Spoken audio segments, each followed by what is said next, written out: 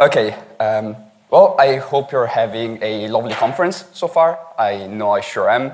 And, well, thank you for coming, and thank you for having me here. This is the actual title.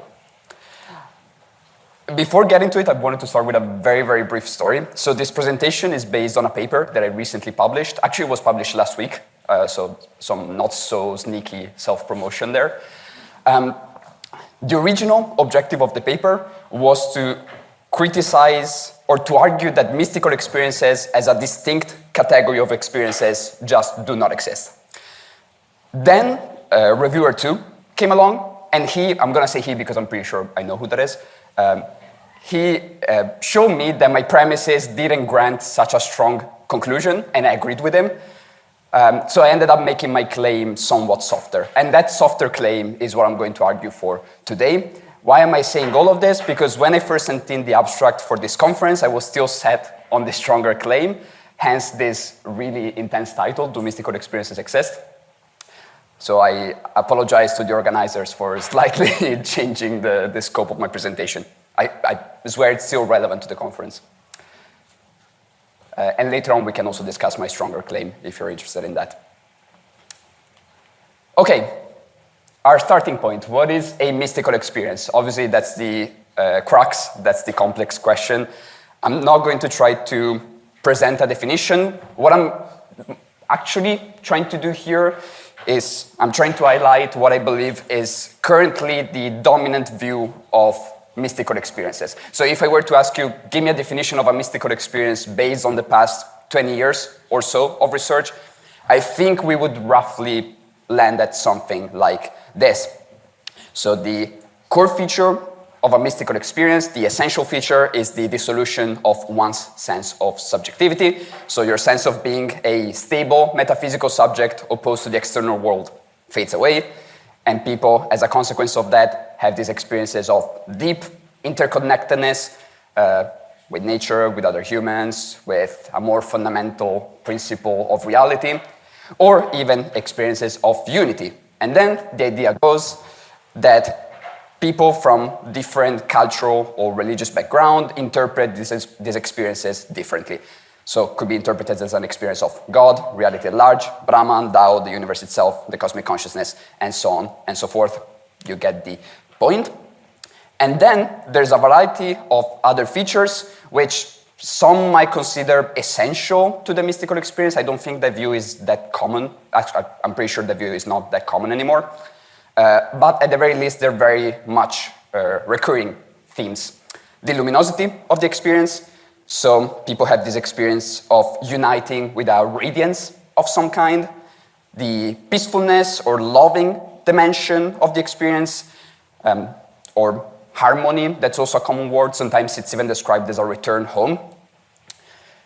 Beyond time, so the mystical experience disrupts the linear development of time from past to future that humans are used to, or that we are forced into. Maybe that's better.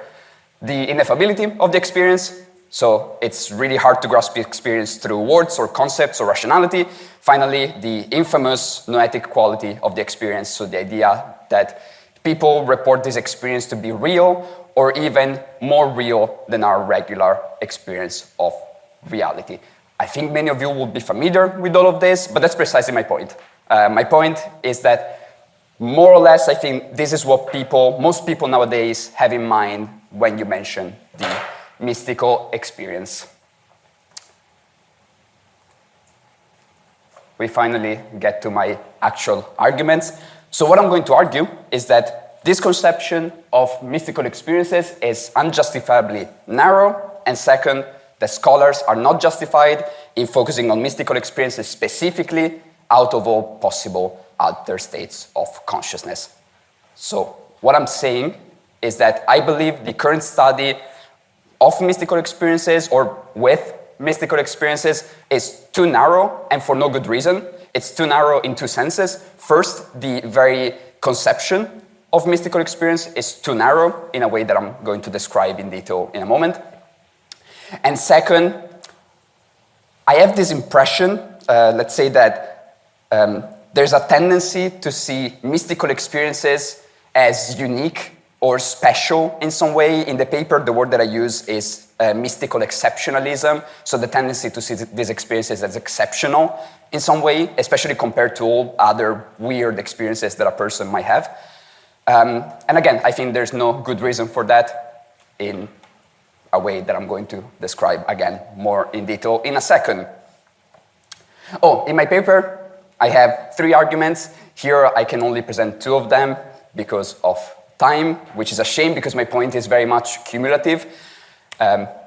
If you're curious about the 3rd argument, if you're not convinced by the first 2, you can ask me later. Okay, first point. Mystical experiences have more recurring themes than it is commonly acknowledged. I'm not saying here that there are some themes that no one has studied and that I know about. Not at all. There's plenty of people who have worked on these topics that I'm going to mention in a second. What I'm saying is that they will often not be mentioned, these themes, in a lot of studies or research more in general about mystical experiences, and they will definitely not be mentioned as the essential features of the mystical experiences. But features like ineffability and noetic quality will literally always be there. My point is, at least on the basis of the phenomenology of these experiences on its own, there's no good reason.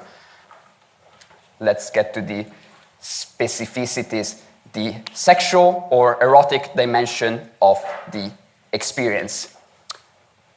There's a lot of really good studies on this. Elliot Wolfson, for example, did a study, he worked on Kabbalah and Jewish mysticism more in general, and this theme in Kabbalistic traditions, and then he connected it to Sufism, the Christian mysticism, and so on. Georg Feuerstein has this book that's now a little old, but still, on this theme in a variety of mystical traditions. So Tantra, unsurprisingly enough, pagan mysticism, Sufism, the Christian Middle Ages, Taoism. Then Jeffrey Kripal, I think this is one of his topics, one of his obsessions, perhaps. And then, obviously, psychedelics. I think you might have a vague idea about this. I know Tommaso Barba from, I think he works at the Imperial College in London at the moment. He's doing a lot of good research on sexuality and psychedelics. But, and here's my point, there the topic of sexuality is mentioned because the studies are about sexuality and psychedelics. In most other papers on mystical experiences, this will usually not be there.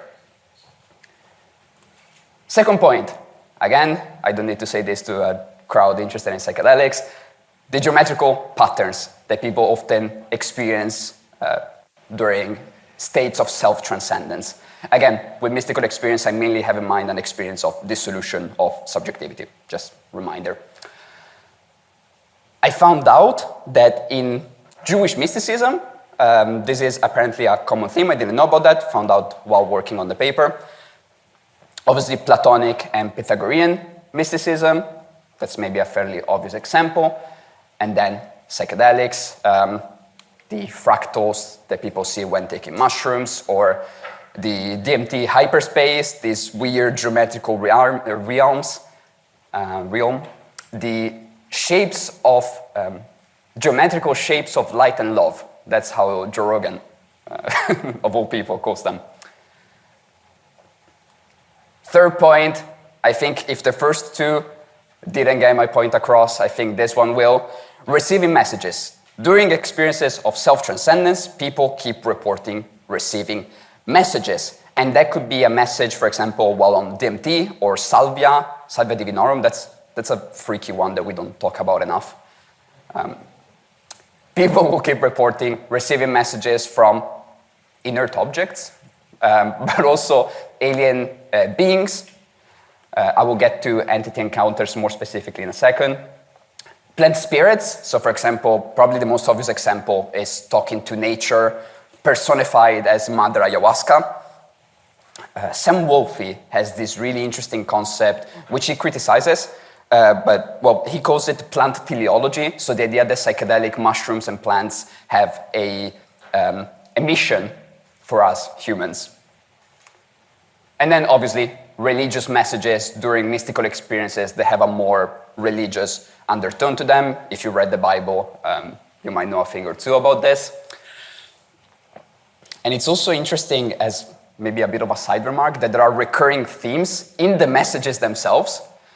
So for example, they will often have a rather apocalyptic tone to them, and often the idea seems to be that humans have great potential, and unless we restore our connection to other humans and nature and the rest of the world, we're going to destroy ourselves. So also very interesting that there are themes there.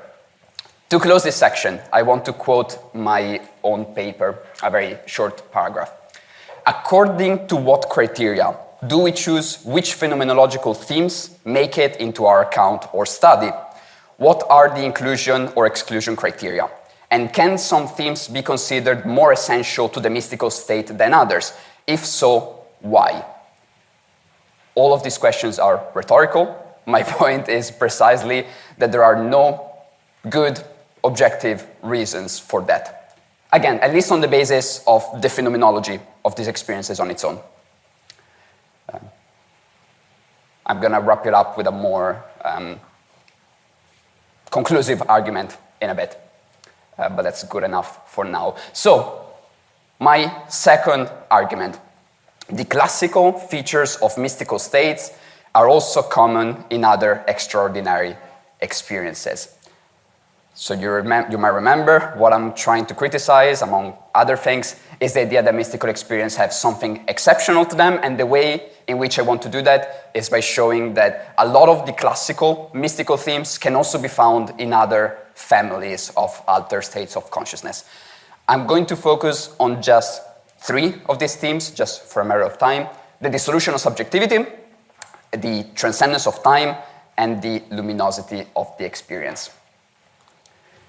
Near-death experiences. This is a really fascinating one, because now there are more and more studies on near-death experiences, and I think that one of the reasons is precisely the themes that they have in common with the more respectable mystical experiences. However, and this is precisely my point, something that you will notice in a lot of these studies is that the near-death experience will be reduced to a mystical experience. So you will see sentences like, the near-death event triggered a mystical experience. And scholars tend to avoid the weirder elements that are often common in near-death experiences. So, for example, you probably know this one, people floating outside of their body as if they were a soul of some kind and seeing their body from above. And this, frankly, seems to me in direct contradiction with the idea of ego dissolution. The fact that people travel to otherworldly realms and encounter beings, they encounter late relatives. So my point is, we're talking about 2 different families of experiences that, however, have themes in common. Finally, the entity encounters. In a lot of experiences of encountering entities, the classical themes of mystical experiences will also be there. Perhaps the most obvious example are the encounters with religious entities. So people will report seeing an angel, a saint, a deity like Krishna, something along those lines. The entity will present itself, surprisingly enough, as a bright light. People will report feeling deeply absorbed or drawn into the light, feeling like they have a deep ontological connection with this light, and space and time start warping in very confusing ways. Same situation with UFOs. UFOs, that's another interesting one. A lot of times people, when they witness flying saucer, aliens, whether they're still flying or already landed, they will report light phenomena, once again. They will report feeling absorbed or feeling deeply drawn, connected in some way to the experience, losing themselves in the experience, and they will report time stopping, and they will report this eternal now that we talked about earlier. Well, I could make a lot of different examples. Fairies are another one where a lot of these themes come up. Bigfoot, I'm not going to get into Bigfoot because we're going to stay here the whole day. But that's another one where these themes keep coming up. You get my point. Finally, hearing disembodied voices, whether we're talking about hearing God's voice during prayer, the voices of ancestors, plant spirits, we talked about that earlier a bit, late relatives during near-death experiences, or experiences of telepathy. All of these entities, encounters, by the way, they all seem to communicate telepathically. That's also an interesting one. On the other hand, they don't have a body, so I'm not sure how else they're supposed to communicate. So fair enough. In the study of these experiences, and in the study of paranormal experiences more in general, a common term that's often used is absorption. Well, that usually refers to a psychological trait, but it can also refer to the experience itself of being absorbed. That happens, as I said earlier, with entity encounters, but also in the context of hearing voices, broadly put. And I don't have the time to fully argue for it, but in my idea, the experience of absorption is very, very often virtually identical to the experience of self-transcendence that people describe during mystical experiences. Conclusion, to make some more concrete points out of everything that I've said just now. Mystical experiences and altered states of consciousness in general are much messier and more intertwined than it is often believed. So it's not like, well, I'm sure you know this, it's not like you take mushrooms, you get thrown into the hyperspace, you become one with the universe, and then you come down.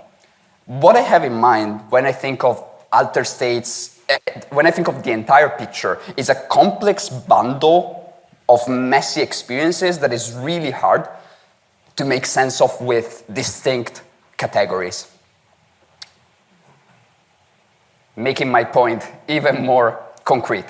My first suggestion based on this is the definition of mystical experience should be expanded to include all experiences of self-transcendence, or all the things that can happen once your sense of being a stable individual self dissolves.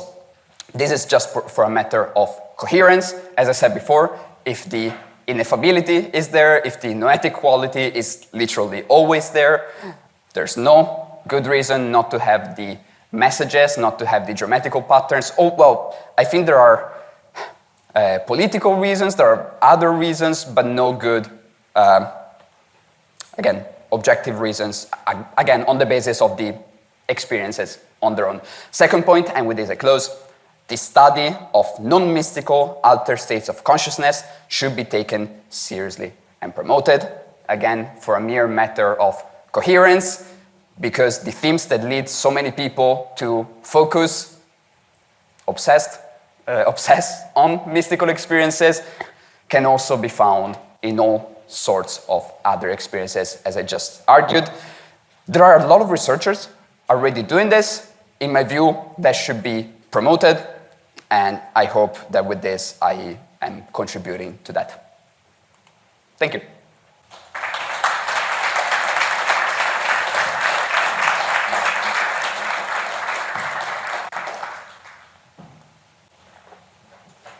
Thanks for a very interesting and fascinating lecture. Thank you. Yeah, and the paper seems to be very interesting. One concept that you don't mention is hypnotic state, and and it's studied a lot in medical hypnosis for a long time, and a lot of ways to study hypnosis in laboratory, and there is a percentage of people who go quite by themselves to deep hypnotic states, especially with the induction, and a lot of the so-called mystical experiences are found there. Also in a laboratory concept, that's a little bit surprising that you didn't mention that concept at all. Yeah, you're right, and there's just a lot of people also mentioned to me psychosis. There's a lot of examples that I could have made. These are just the things that I'm generally more familiar with, all the paranormal stuff. But yeah, I agree. Hypnosis is certainly a really interesting one, but I'm unfortunately not that familiar with how much or what kind of research there is on that. But I would love to hear more about it. Thank you. Thank you. I'm Linus from Vilnius University. Great presentation.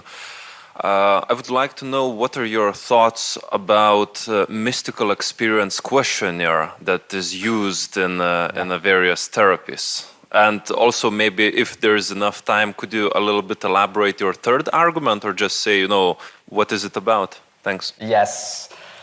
The mystical experience questionnaire, there's a lot of interesting discussions on that at the moment. I am torn. So on one hand, I feel sympathetic to the there's this really good paper by Mozurinjan, Sharadai, and a few other people. That's a critique of that questionnaire, precisely because it has this tendency to isolate one kind of mystical experience and then be like, that's the mystical experience. That's not precisely it, but there's definitely a tendency towards that. So I'm sympathetic towards hey, there's a lot more going on, let's look at different cultures, let's look at different contexts, let's expand our definition. That's also what I argued. However, sometimes that seems to me to go too much in a almost relativistic direction. I don't know if you're familiar with constructivism. Okay, maybe I will not get into that. But sometimes, to me, people who criticize mystical experiences and the mystical experience questionnaire in relation to mystical experiences tend to go very much in the direction of mystical experiences are as diverse as the contexts in which they emerge. So a more general critique of cross-cultural themes in general. And I would just not push it that far. I do believe that there are recurring themes. So I don't know how much that answers your question, I hope. Regarding my third point, oh my God, I will be very quick. My point there was that it was kind of a support to the second argument. My point was, or is, that mystical experiences or experiences of self-transcendence are way more chaotic than it is often realized. And I use two concepts there that I take from parapsychology, the trickster and the shapeshifter. And I think those apply really well to the mystical experience itself. So this trickster, chaotic element of almost making a fool out of you, and the shape-shifting of the experience. As I was saying at the end, it's not like you get shot into space and there's one unit experience and you come down. It's way more fluid, way more complex. Again, if we look beyond the classical reports, Meister Eckhart and all the famous ones that everyone refers to. I can elaborate more on that, but that's more or less what I was going for. Yeah, thanks a lot for it was really, really nice. I really liked. Important point. The reason why lots of psychedelic research has focused on these classical mystical experiences is, of course, like historical reasons, certain like really central historical figures, which led to the formulation of the MEQ, Mystical Experience Questionnaire, which has then been used in the clinical trials and other trials or research, which quite strongly predicts the treatment outcomes. But so does oceanic boundlessness or maybe some other similar ego dissolution kind of things as well.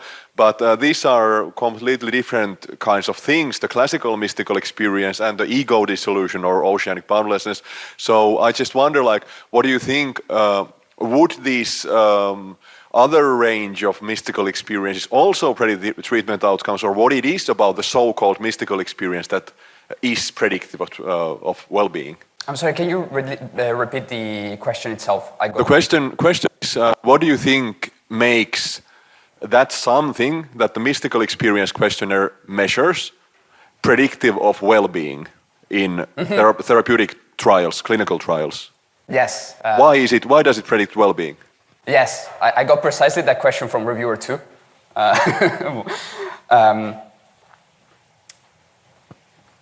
I don't know what it is precisely. I'm not well informed enough. The only point that I will make there is if I am right that a lot of the classical mystical experiences, themes are also in other experiences, then we should also expect other experiences to have well-being how would you put it, positive well-being outcomes. So I think that's a really good point, but I think that will still push me to say, to argue against what I call mystical exceptionalism, so the tendency to see mystical experiences as unique in some way. I know there has been some research on the well-being outcomes of non-mystical altered states of consciousness. I think not enough, and I think that if we keep researching that, my prediction is that we'll find out that a lot of those experiences also have positive well-being outcomes. And therefore, again, the mystical experiences are not unique per se. But I guess we'll find out in the next years. Hey, thank you, Alberto. Thanks for coming over to Finland. Nice to have you here. And thanks for the presentation. I have two separate questions. I'll give you one at a time, I think. The first one has to do with you expanding the thought of like what is a mystical experience, and I agree with you to a certain extent. Now, what I'm thinking of is when does a non-mystical experience then start? When you're talking about more research needed for non-mystical states of altered consciousness. So what now is, if we expand mystical experiences, what is a non-mystical experience? Yeah, good question. You spotted precisely the direction in which I was going with the original paper when I was pushing these arguments to claim that there are no distinct categories. So you can see how my arguments could be, again, pushed in that general direction. By non-mystical here, I simply mean experiences that do not fit what I see as the dominant view of a mystical experience. And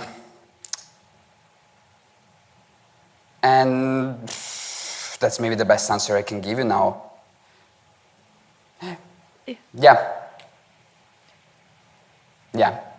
That's not a satisfactory. But. No, that's a good one. How I think about it is that whether something's a mystical experience or not has also a lot to do with someone's personal experience of the state, whether they define it as such or not. But to my second question, you talked about constructivism, and then I'm very familiar with constructivism and perennialism, but then you use the term neo-perennialism. Yeah. And I would be very interested to know how do you define that? What is that?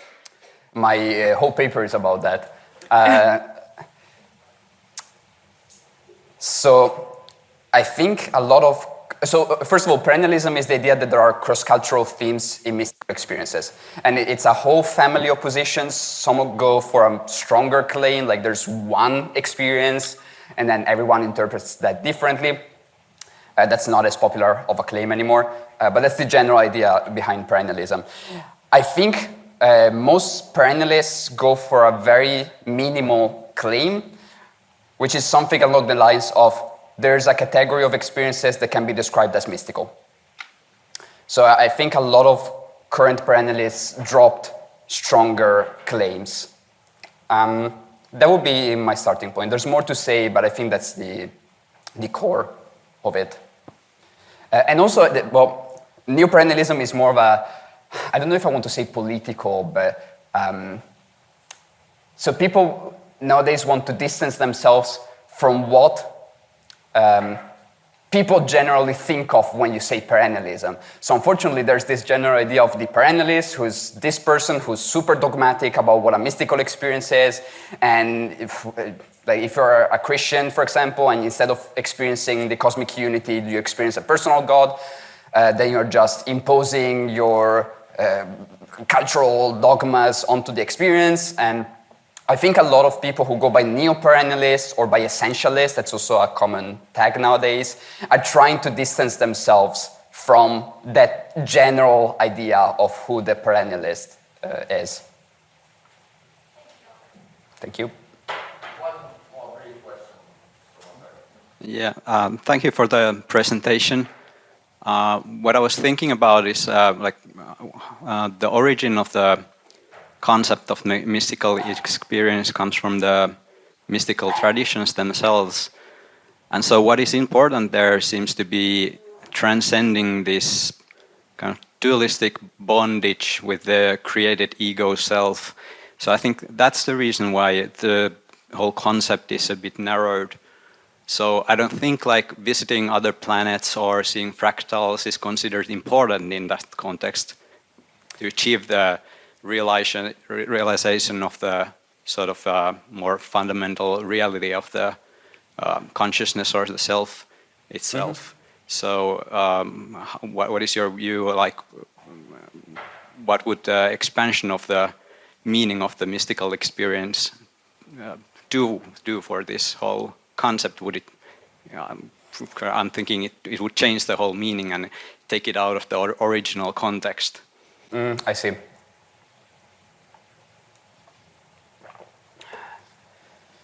I mean, one very basic point is maybe we should take it out of the original context because the original context was not good to begin with. I don't know. I don't know if I will go as far. A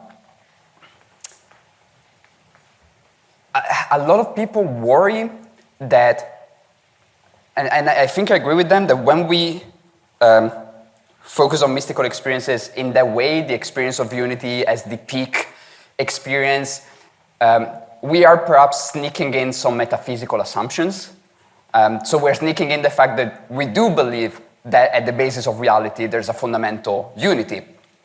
The question is, how do you know that? You either know that before the mystical experience, in which case I'm not sure how, or you know it through the mystical experience. But then the point is circular because you base your view of reality on the mystical experience itself.